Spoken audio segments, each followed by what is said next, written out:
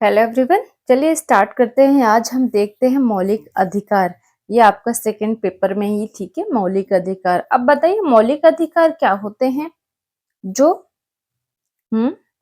मौलिक अधिकार बताइए क्या होते हैं?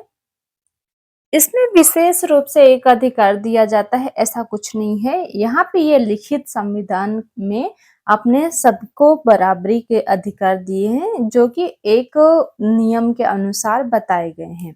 तो ये सबसे पहले मौलिक अधिकार समझिएगा। संविधान के भाग 3 में अनुच्छेद 12 से 35 तक वर्णित है, ठीक है। और इसका उद्देश्य नागरिकों को राज्य की मनमाने व्यवहार से सुरक्षा प्रदान करना है। अब एक बात बताइए कि ये प्रेरणा कहाँ से ली गई थी, मतलब मौलिक अधिकार कहाँ से लिया गया था? तो अमेरिका से लिया गया था, भाग 3, ठीक है। संविधान के भाग 3 में याद रखिएगा। और 12 से 35 अनुच्छेद तक संरक्षण कौन है? सुप्रीम कोर्ट ऑफ इंडिया, ठीक। अब देखते हैं मौलिक अधिकारों के प्रकार कितने हैं? 6 प्रकार हैं। पहले 7 थे, है ना, ठीक है। संपत्ति का अधिकार हटा दिए गए हैं, लेकिन अभी 6 हैं। तो पहला यहाँ पे क्या आता है? समानता का अधिकार। समानता का अधिकार में अनुच्छेद कहाँ से कहाँ तक है? तो 14 से लेके 18 तक है। तो समानता मतलब सबको बराबरी का अधिकार होना चाहिए कि नहीं होना चाहिए? तो यहाँ पे यही है कि अगर जैसे ऐसा नहीं, यहाँ पे कोई नियम नहीं है। अनुच्छेद 14 ये कह रहा है कि कानून के समक्ष क्या हो? सभी नागरिक क्या है? कानून के समक्ष सभी बराबर हैं, ठीक है। कानून के समक्ष ये ध्यान रखना, अनुच्छेद 14 कहता है कानून के समक्ष सभी व्यक्ति या सभी नागरिक भारत के में क्या है? बराबर हैं और सभी को समानता का अधिकार प्राप्त होगा, ठीक है। अब ऐसा नहीं जैसे घर परिवार में कोई बोलता ना, अरे छोटी बहन को ऐसा मानते हैं, अरे बड़े भाई को ज्यादा मानते हैं, तो ऐसा यहाँ पे बराबरी का दर्जा यहाँ पे दिया गया, सभी को बराबर माना गया है। यहाँ पे कोई भेदभाव नहीं किया गया है, ठीक है। तो पहला यही पॉइंट ध्यान रखिए। हमारे कहाँ से मौलिक अधिकार कहाँ से प्राप्त हो रहे हैं? हमने कहाँ से कॉपी की है मौलिक अधिकार? तो अमेरिका से की है। अनुच्छेद 14 से कहाँ तक जाएगा? 18 तक समानता का अधिकार का वाला, ठीक है। अब हम अनुच्छेद 14 से 18 तक तो देख रहे हैं। तो 14 में क्या था? कानून के समक्ष समानता थी। अनुच्छेद 15 में देखते हैं किसका? यहाँ पे धर्म, जाति, लिंग और जन्म स्थान पर कोई भेदभाव नहीं होगा, ठीक है। आप किसी भी जाति के हैं, किसी भी धर्म के हैं, कोई भी लिंग हो आपका, उससे कोई मतलब नहीं। आप कहाँ आपका जन्म हुआ था, उससे भी कोई लेना देना नहीं है। यहाँ पे कोई आपके किसी भी जाति धर्म के अनुसार भेदभाव नहीं किया जाएगा। मतलब समानता का अधिकार, बराबरी का दर्जा दिया जाएगा। पहला क्या था? कानून के समक्ष आप सबके लिए बराबर हो, ठीक है। कानून के लिए सब, कानून के नजरिए से आप बराबर हो, ठीक है। कोई भी व्यक्ति कानून के नजरिए सब बराबर है। यहाँ पे 15 क्या कहता है? भेदभाव जाति धर्म कोई भी हो सबको बराबर देखा जाएगा। और 16 क्या कहता है? सार्वजनिक रोजगार में समान अवसर। सरकारी नौकरियों में, मतलब जहाँ पे देखा जाए सरकारी नौकरियां आती, तो यहाँ पे सबको रोजगार की अवसर मिलेगा, ठीक है। अब बोलोगे यहाँ पे क्यों? तो 16(4) में ध्यान रखिएगा कि वहां पे रिजर्वेशन है। उच्च जाति हम बोलते हैं एसटी एससी ओबीसी जनरल, तो यहाँ पे एसटी एससी ओबीसी जनरल सभी सरकारी नौकरी कर सकते हैं, लेकिन साथ में क्या? रिजर्वेशन वाले को भी समान अवसर मिलेगा, ठीक है। 16(4) में, ठीक है। अनुच्छेद की बात कर रही हूँ, अनुच्छेद 16(4). अब यहाँ पे हम देखते हैं अनुच्छेद 17। अनुच्छेद 17 क्या करता है? अस्पृश्यता का अंत को, मतलब छुआछूत का अंत, ठीक है। कोई छुआछूत, कोई भेदभाव नहीं करेगा। किसी भी जाति धर्म को किसी भी नाम से नहीं पुकारेगा, अरे उस जाति का है, इसका है। और कोई छुआछूत का भावना को अंत करने का है, अस्पृश्यता को समाप्त करना है। क्या? अनुच्छेद 17 में।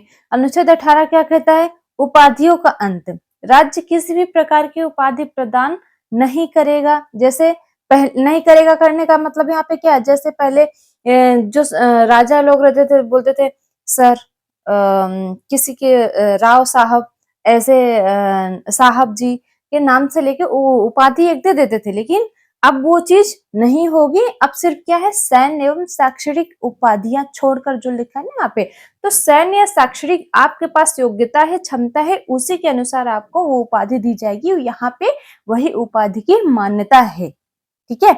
ऐसे नहीं कि आप राव साहब लिख रहे हैं, राव साहब जी सर, ये सब अंग्रेजों के जमाने की उपाधियां थी, ठीक है।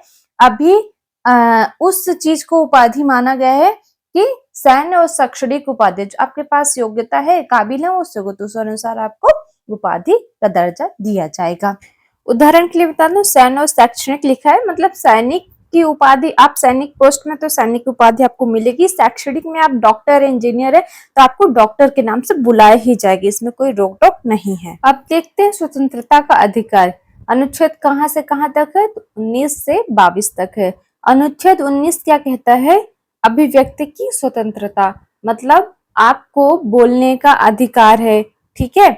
आप कुछ भी अपने मन की बात किसी से खुल के कह सकते हैं, अपने विचार बता सकते हैं, लेकिन हाँ, किसी उच्च अधिकारी को आप गाली गलौज नहीं दे सकते और ना ही किसी जाति धर्म के खिलाफ कुछ ऐसा बोल सकते हैं कि देश में दंगे हों, ठीक है।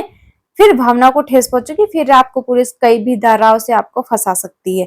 तो यहाँ पे इस बात का भी ध्यान रखना है हमें, कितना बोलना है, कितना बताना है आजादी, फुल है आजादी, आप स्वतंत्र हो, बोल सकते हो, आप कुछ भी बोलो, हाँ, लेकिन ना दूसरे को बुरा नहीं लगना चाहिए। और हाँ, एक बात और, अभिव्यक्ति की स्वतंत्रता में ही आपका आरटीआई भी आता। आरटीआई कब लागू किया गया है? 2005 में। इसका क्या अर्थ है आरटीआई का? सूचना का अधिकार, मतलब राइट टू इंफॉर्मेशन, ठीक है। ये क्यों लागू हुआ है? तो राइट, आपको क्या अधिकार है यहाँ पे, क्या है? तो यहाँ पे आपको स्वतंत्रता है कि आप कर टैक्स अपने खुद के सरकार से पूछ सकते हो कि हम इतना कर टैक्स क्यों लग रहा है करके, वो नियम के आधार पे आप चेक करवा सकते हो। लेकिन हाँ, यहाँ पे अगर बोलो सरकार के अड़ोसी और पड़ोसी की जमीन कितनी है, तो वो आप नहीं कर सकते, वो सरकार आपको नहीं दिखाएगी, क्योंकि आपको वो संपत्ति नहीं है, वो दूसरे की है, ठीक है।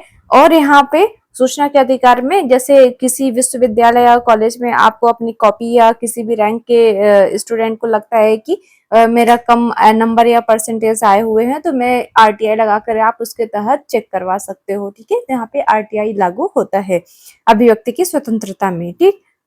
अब यही एक और बात बताती हूँ, झंडा, तिरंगा जो अपना है ना, ठीक है, ये पहले सरकारी दफ्तरों या सरकारी स्कूलों या ऐसे सरकारी क्षेत्र में ये फहराया जाता था या लगाया जाता था पहले झंडा, और किसी को अनुमति नहीं थी। लेकिन हरियाणा के जिंदल नाम के व्यक्ति ने, जो आज स्टील्स कंपनियां या जिंदल स्टील्स बहुत बड़े नाम से हर जगह चलता है, और पाइप भी आप देखते हो स्टील्स की, तो ये सब उनने पहली बार अपने घर में झंडा लगाया हुआ था। तो पुलिस लोग आए और बोलते झंडा निकालो, आपको कहीं लिखा नहीं है कि झंडा आप फहरा सकते हो या अपने घर या मकान पे लगा सकते हो। तो उन्होंने बोला क्यों, इसमें क्या कमी है, हमने झंडा बहुत बड़ा लगाया था उन्होंने झंडा, लेकिन उन्होंने बोला कि क्या कमी है, फटा तो है नहीं कि ऐसा फटा है या फिर कुछ इसमें और गड़बड़ी हो, तो हम क्यों नहीं लगा सकते। तो उन्होंने बोला अगर उतारो नहीं तो हम तुम पे केस कर देंगे। तो उन्होंने बोला ठीक है केस कर दो, हम लड़ लेंगे। तो ये बात चली गई, ये लड़ाई बन गई, सुप्रीम कोर्ट तक चली गई, ठीक है। सुप्रीम कोर्ट ने बहुत इसको समझने के बाद, विमर्श करने के बाद ये निर्णय लिया यहाँ पे कि हाँ भाई, देश की गर्व की बात है और हर व्यक्ति अपने झंडा अपने घर दफ्तर में कहीं भी लगा सकता है। देश और इसमें शान की बात है, इसमें कोई शर्म की बात तो है नहीं। तो 2002 से ये सुप्रीम कोर्ट ने अनुमति दे दी थी कि हर कोई व्यक्ति झंडा लगा सकता है। हाँ, उसको कुछ नियम और कायदे हैं 4-5 कि आप कुछ नियम और कायदे के अनुसार इतना साइज होना चाहिए, इतना फिट होना चाहिए, या इसका कलर यही होना चाहिए करके, ये कटा फटा नहीं हो, उसका बेइज्जती नहीं होनी चाहिए, कहने का मतलब ये है।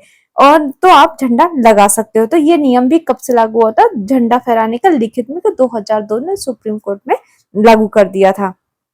अब देखो अनुच्छेद 20 क्या कहता है। अनुच्छेद 20 कहता है कि अपराधों के संबंध में संरक्षण, मतलब कि जो भी व्यक्ति अपराध किया है उसके संबंध में संरक्षण है। पर कैसे? देखो, जो भी व्यक्ति पहला एक अपराध किया है तो उसका नियम है कि उस टाइम की जो सजा होगी उसको आज भी वही सजा मिलेगी। मतलब भले वो उसका केस चल रहा है, कुछ भी, जो भी उसने अपराध किए थे उसकी सजा पुरानी ही रहेगी, नई नहीं होगी। भले अभी वर्तमान में नए अपराध के नए के नए अपराध के नए उसकी सजा हो सकती है, लेकिन उस टाइम की सजा वही मिलती है, यहाँ पे ये संरक्षण मिलता है। अनुच्छेद 21 ये जीवन एवं व्यक्तिगत स्वतंत्रता का संरक्षण है। क्यों बोलो तो यहाँ पे आपको और हमें मुख्य रूप से व्यक्तिगत रूप से जीवन जीने का अधिकार है। वो चाहे लाइफ अच्छी जिए चाहे या खराब, लेकिन सभी को जीवन जीने का स्वतंत्र, वो किसी भी लाइफ स्टाइल से रह सकता है। वो अपना स्वयं का व्यक्तिगत उसको स्वतंत्रता है। यहाँ पे जीवन की संरक्षण दिया गया है सभी को। और इसी के साथ अनुच्छेद 21 के नाम से 14 वर्ष तक के बच्चों को निःशुल्क शिक्षा भी दे दिया। मतलब अच्छी जिंदगी चाहते हो, जीवन बिताना चाहते हो, तो आपके पास शिक्षा जरूरी है। जिसके पास शिक्षा है वो अच्छी जीवन व्यतीत कर सकता है। अब यहीं पे आरटीआई लागू हो गया था। यही मतलब 21 से अनुच्छेद जोड़ा गया है। अनुच्छेद 21 से आरटीआई 2010 में लागू हुआ था। ये ध्यान रखना, राइट टू एजुकेशन। ठीक है, हमने पीछे क्या पढ़ा था, आरटीआई वो कब लागू हुआ था, 2005 में। और ये आरटीई की बात कर रहा, राइट टू एजुकेशन, 2010 में। अब अनुच्छेद 22 क्या कहता है, गिरफ्तारी एवं निरोध के संबंध में संरक्षण। एग्जाम्पल, जैसे कोई मान लो आतंकवादी पहले से प्लान बना लिया है कि मुझे इस दिन ये हमला करना है, लेकिन उन्हें अभी हमला किया नहीं है, लेकिन प्लान बनाया है और पुलिस उनको गिरफ्तार कर लेती है, तो उनके 3 अधिकार वहां पे है कि वो अपने गवाही दे सकते हैं। 3 अधिकार है, उसके कारण बता दिया जाए तो, या तो पेशी, या तो उसके वकील से सलाह ली जाए। इस तरह से उनको संरक्षण मिल सकती है। लेकिन यहाँ पे यही ध्यान देना कि अपराध किया नहीं है, करने वाला था, तो जानकारी मिलने के बाद गिरफ्तार किया गया है। ठीक है, इसका यहाँ पे यही मतलब हुआ है कि अगर आपको गिरफ्तार कर लिया जाता है और पुलिस से आपको ले भी लेती है गिरफ्तारी में, लेकिन उसके बाद अगर यहाँ पे गवाही में बता दिया जाए कि आपको जब पुलिस पकड़ी थी तो आपको ये नहीं बताया था कि आपको किस केस पे पकड़ रही है, क्यों पकड़ रही है ना। जैसे अभी एग्जांपल ले लो, नीला ड्रम वाला केस, मुस्कान को भी छोड़ा गया है, तो यहाँ पे इस किस वजह से छोड़ा गया है, यहाँ पे वही बोला कि जब उसको पुलिस ने पकड़ा था गिरफ्तारी के टाइम, तो पुलिस ने ये बता के नहीं पकड़ा गया था तुम्हें मर्डर के केस में गिरफ्तार किया जा रहा है। तो यहाँ पे इसकी सुनवाई होने के बाद इसके वकील ने सुनवाई करवा दी और ये छूट गई। तो यहाँ पे इसका मतलब यहीं पे बचाव संरक्षण किया जा सकता है। तीसरा अनुच्छेद क्या है, शोषण के विरुद्ध अधिकार, जो है कि 23-24। ठीक है, तो 23-24 अनुच्छेद 23 का कहता है मानव तस्करी मध्यम मजदूरी का निषेध। मानव, यहाँ पे महिला या का विशेष रूप से नहीं लिखा गया, लेकिन मानव लिखा है तो महिला हो या पुरुष हो, ठीक है, उसको बंधुआ मजदूरी करके काम नहीं करा सकता कोई भी। ठीक है, यहाँ पे बंधुआ मजदूरी नहीं करा सकता, यह मानव के साथ दुर्व्यवहार नहीं कर सकता है, अनुच्छेद 23 कहता है। 24 क्या है, 14 वर्ष से कम आयु के बच्चों को खतरनाक उद्योगों में कार्य कराने पर रोक।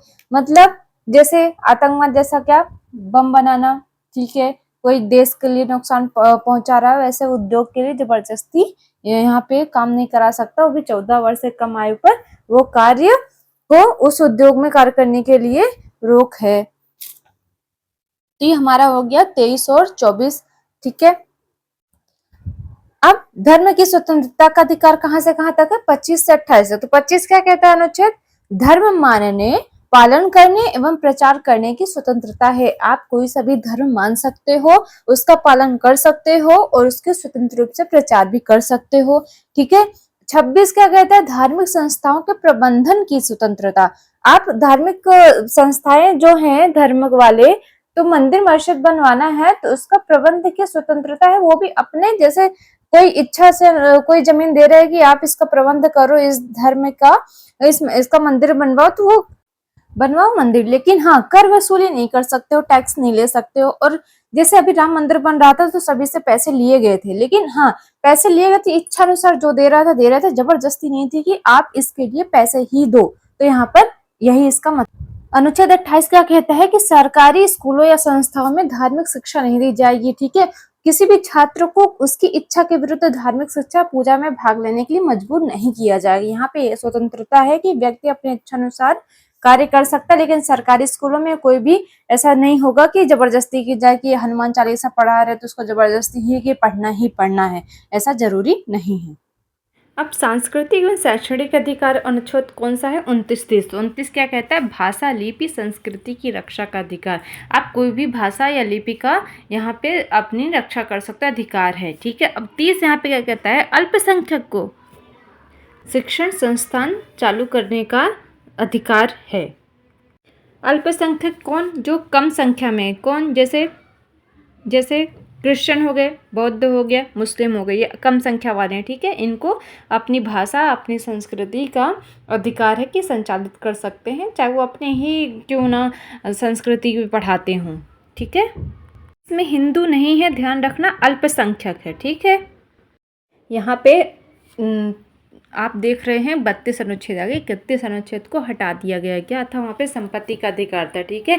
संपत्ति अधिकार अब पीछे कर दिया है, 300 और 301 के बीच 300A में कर दिया गया है, जो अब ये पेरेंट्स के ऊपर नियम लागू करता है कि वो अपनी संपत्ति अपने बेटे या बेटी या बहू को देते हैं कि नहीं देते हैं। ये अब यहाँ पे 32 में देखते हैं हम। 32 में क्या है कि अगर ये सारे अधिकार आपको नहीं मिल रहे तो आप सीधे कहाँ चले जाओ? सुप्रीम कोर्ट में। इसलिए संविधान की आत्मा कहा गया है 32 को।